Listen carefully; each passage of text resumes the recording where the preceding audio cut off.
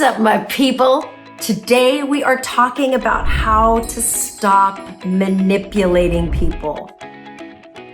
If you're here, it's because you might have this thought that maybe you might be kind of a manipulator. Maybe you've gotten that kind of feedback from your coworker or your beloved that, you're great, but you just keep manipulating people to get what you want. If that's you, it's okay. Listen, all of us find ourselves in the manipulator position at some point. What's important is that you're here to work on it, and that's what we're going to do. While you're here, hit that subscribe button. Hit that subscribe button twice. Actually, just once, because then you'll unsubscribe here. Anyway, like and subscribe, drop me a note, and let's get started.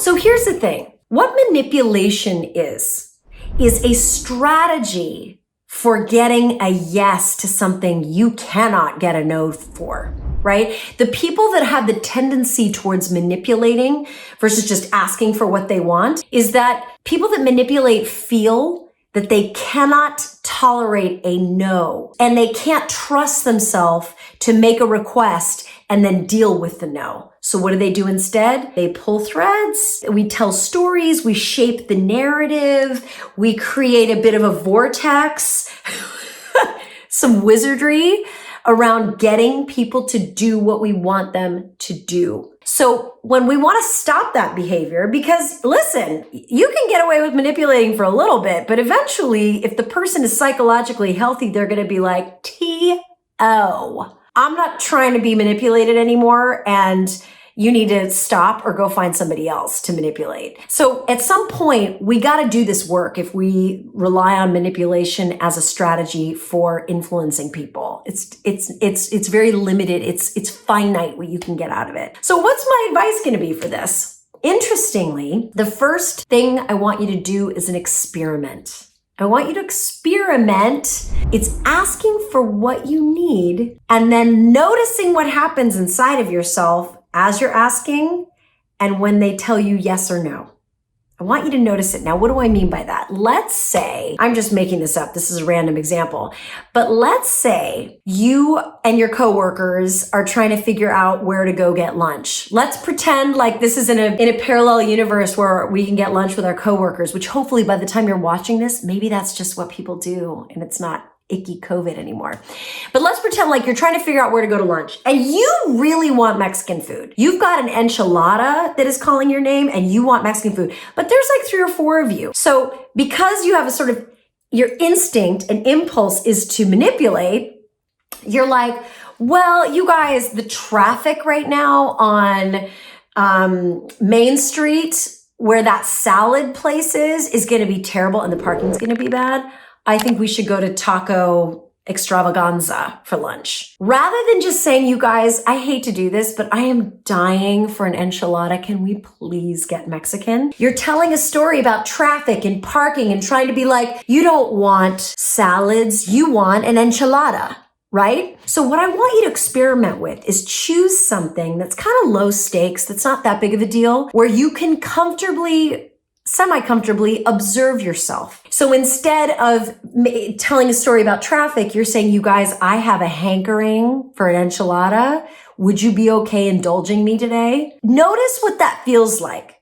Notice the emotions that bubble up inside of you. Do you feel excruciatingly exposed and vulnerable? Do you feel nervous, like somebody's going to tell you no? What feelings does it bring up for you? What does it remind you of? You may be a manipulator because as a kid, nobody ever gave 2 flying frogs about meeting your needs. And the only way you got your needs met was to manipulate the people around you. Listen, I'm speaking from experience because I was that kid and I have had to do this work. The reason I'm suggesting this thought experiment is that if you just try and put in some new communication strategies to stop manipulating, it's not going to work. You're going to be like, this sucks. I don't like this. I'm going to go back to the thing that was more powerful, which was me word wizarding people to bend them to my will. You have to get at the root of where this habit came from. And it may be that it was an incredibly powerful way for you as a younger version of yourself to get your needs met. And until you honor that and say, Thank you, inner manipulator, for keeping me safe as a kid. I appreciate you. Now I'm a grown-up and I'm going to find some new tools. You're always there if I need you, but I'd like to explore some other tools for getting my needs met other than just manipulating in the shadows. You see what I'm saying? So when your whatever situation you choose, but back to the taco situation, if your coworkers are like, no, dude, I'm on a Whole30. I'm not going to get enchiladas with you. But maybe what we could do is we could all get what we want and then meet up at a park for lunch. What you're going to observe is that by making your request clear, you open up a world of possibilities where people can say no to you, but still meet your need for togetherness or whatever it is you're solving for, right? They may not go along with your plan, but they may have an even better plan that's even cooler.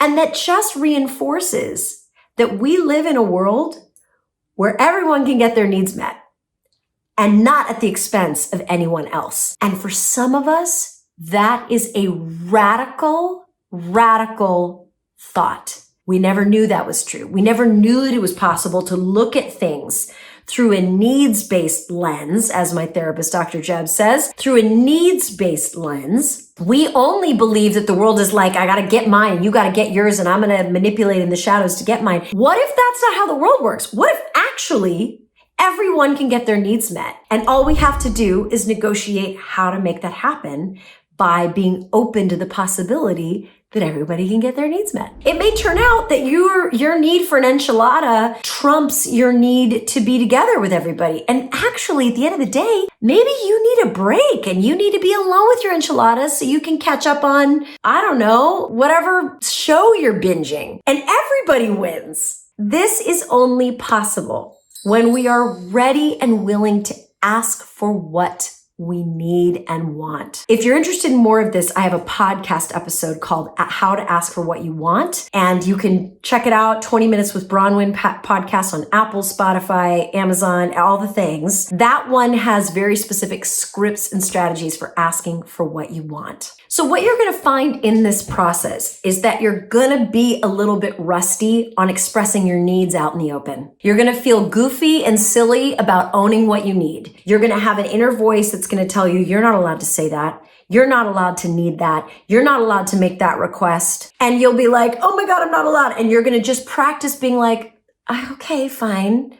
We're going to pretend as if I'm allowed and I'm going to go ahead and make the request. Because you got to bust out of that voice, right? Then there'll be another voice once you tell someone what you need and want. If that person says no to you, no, I'm sorry, I can't do that, or I don't want to do that, or I'm not willing to do that, there will be another voice that tries to hijack you by saying, oh, how dare they? Don't they know they have to give you what you want because you are a princess or a prince or a queen or a king? How dare they, right? That's just the other voice of the ego talking. And when that voice happens, when you get a no, and that voice says, how dare they? Or maybe the voice instead is like, oh my God, I suck. I don't deserve anything. Notice I'm getting smaller. I want you to have a little conversation with that voice too and be like, look, no, this is humans negotiating with humans. It doesn't mean anything bad about them for saying no. It also doesn't mean anything bad about me for saying no. I'm just going to sit and feel what I feel about this no. And it's okay to feel all the things I feel about being rejected. Being rejected is part of the human experience. Being rejected is character building. Getting a no, getting a door slammed in the face is how we build the skill to open a window or to knock again, to keep trying, right? It's like that Japanese expression, fall down 7 times, get up 8 times. This is how we build that muscle. Through rejection. So use the opportunity when somebody turns you down flat. Sometimes you want to negotiate and say, well, what do you need? And here's what I need. If they're like, no, the answer is just no. It's okay. Practice being with the no. It won't kill you. This is the amazing thing. It will not kill you. Unless, of course, you're suicidal and thinking about taking your life because of a no, in which case, call the suicide prevention hotline. Don't mess with that. That's serious. Your life matters. But for anybody else, get comfortable. Feel what it feels to be rejected. You'll live. You'll come out the other side and you'll come out stronger and more humble, which is a win-win. So I hope that was helpful, you guys. This is hard work. If you're here, You're here because you're ready to do the hard work, and I believe in you. And drop me a comment. Let me know what you think. Let me know what's worked for you or what you want to hear more about. And as always, hit that subscribe button. I'll see you next time. Shine on. We need your light.